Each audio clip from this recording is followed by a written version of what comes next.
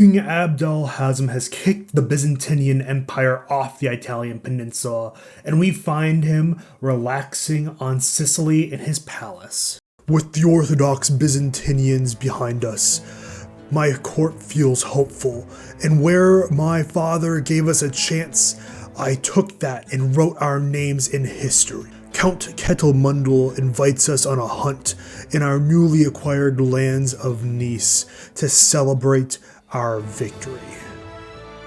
Early into our hunt, Count Ketelmundel sees the inexperience gathered among us, and he pushes for the hunt to be completed anyway. This push is without regard for his own safety, and while he is thankfully still alive, the hunt fails. As I return home, empty-handed, a thought dawns upon me. We are all Italians. We all deserve a ruler that understands us. We shall unify us all under a single banner, Italy, and I will bring that to them. I promise that within my lifetime, we shall become the emperors of Italy and the Mediterranean.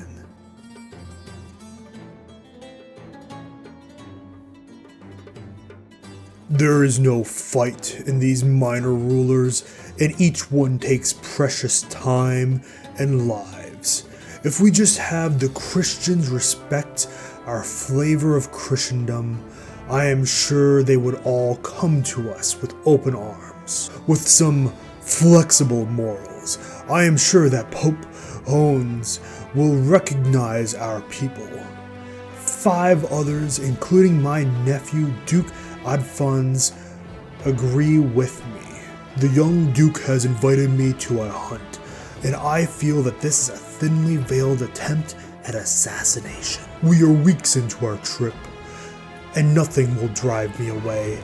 Not that bear in front of us, nor even that fire behind us.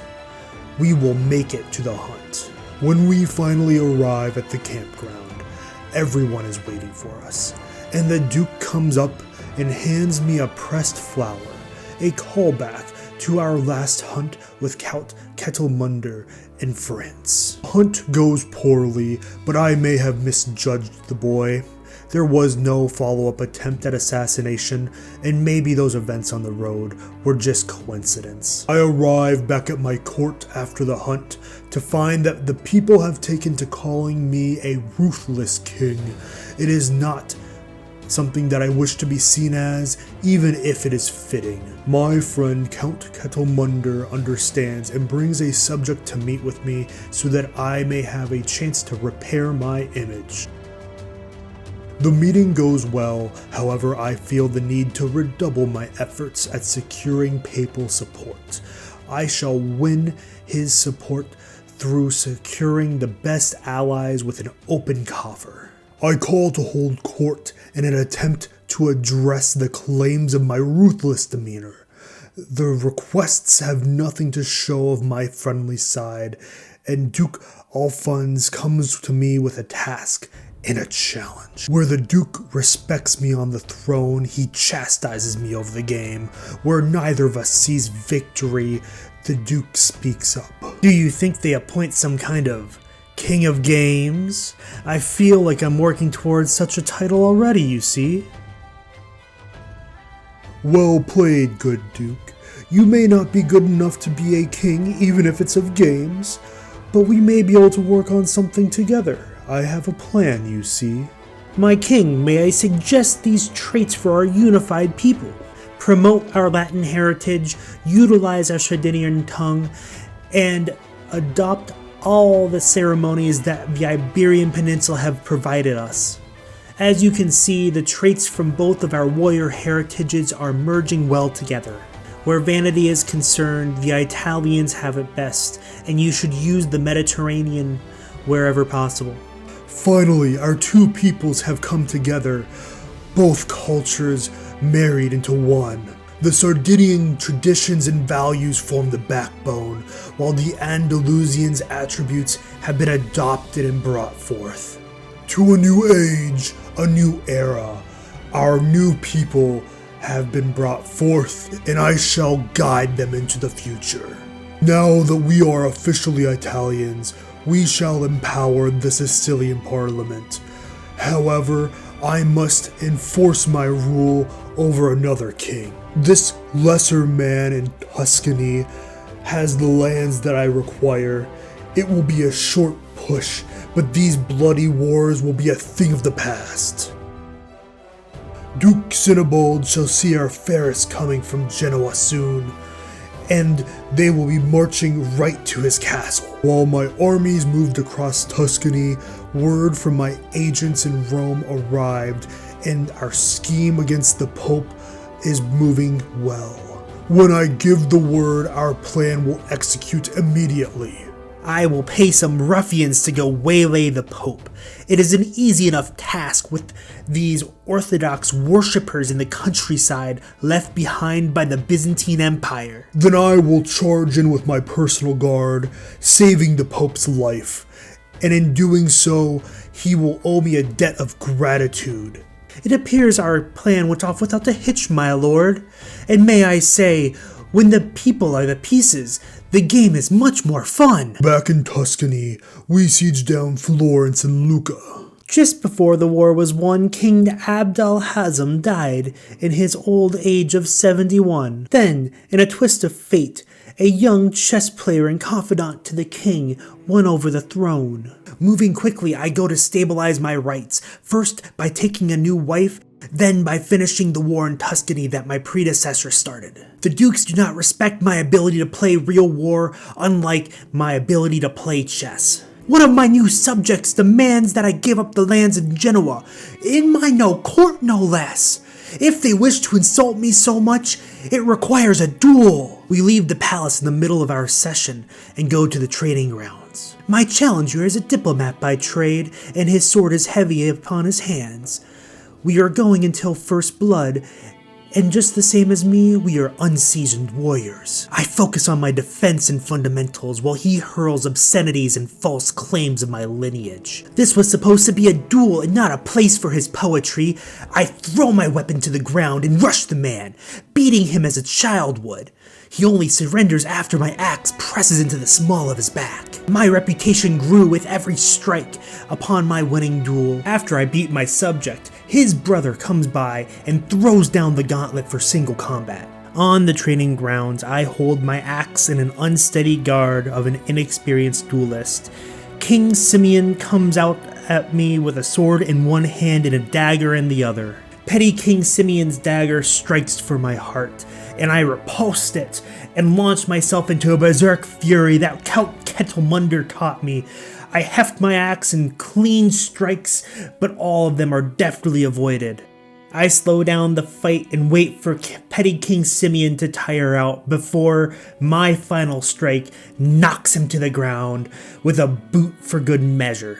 After a few won duels, I make a fast series of moves toward my predecessor's dream of unifying Italy. I finish the war in Tuscany, claiming all the lands for our throne. Then one by one, I start removing the lordlings from Sicily. The key to a strong king is a strong power base, and I shall make mine out of the entire island. After a few quick and maybe unthought out decisions, the other vassals see what I'm doing. They present their list of demands in a single letter and send it over to my castle. I am not one to just let these pretenders give out demands. My vassals decide to declare war on me.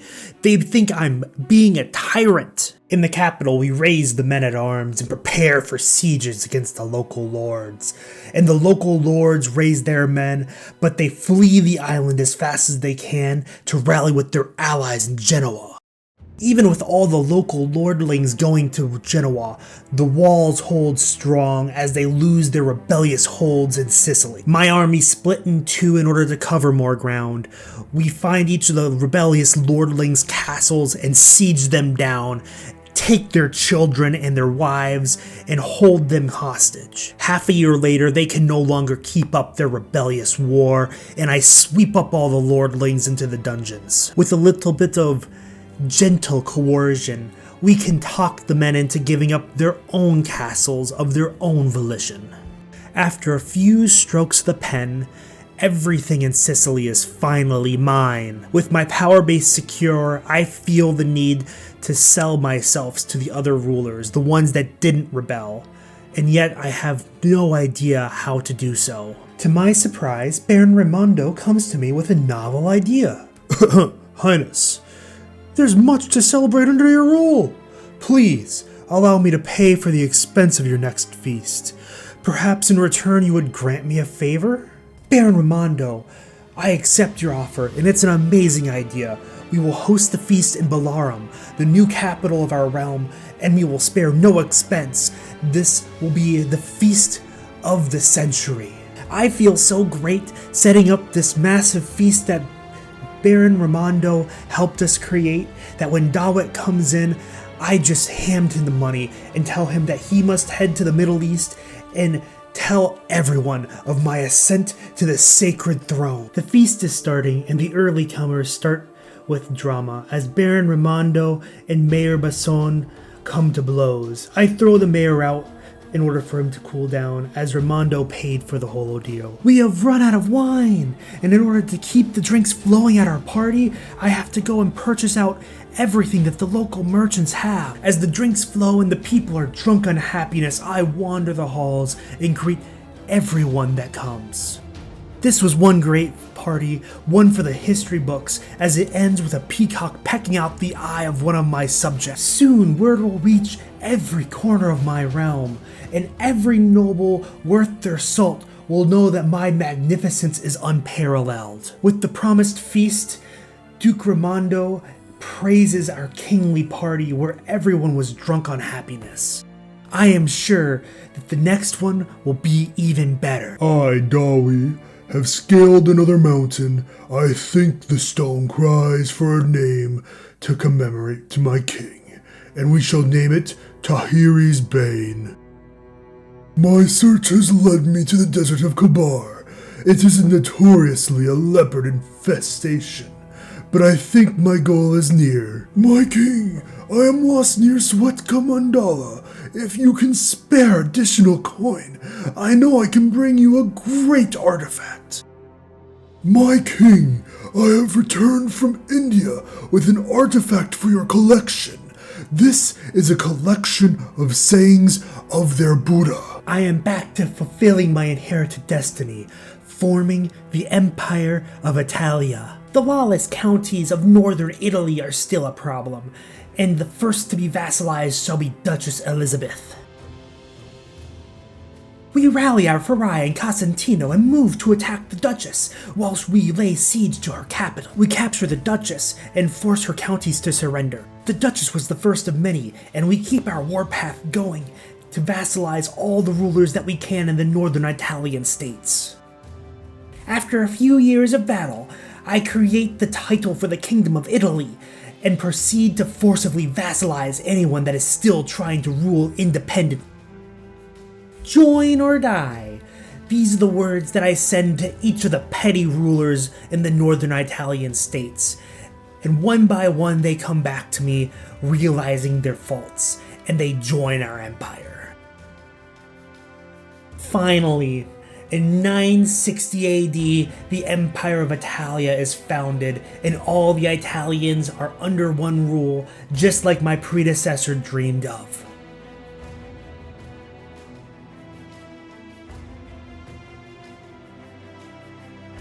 Thank you all for watching my CK3 video. The story ends here as the next playthrough falls apart.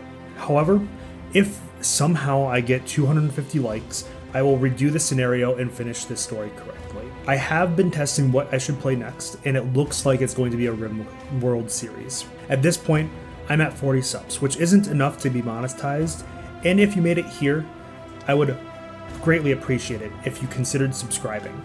Have a great day.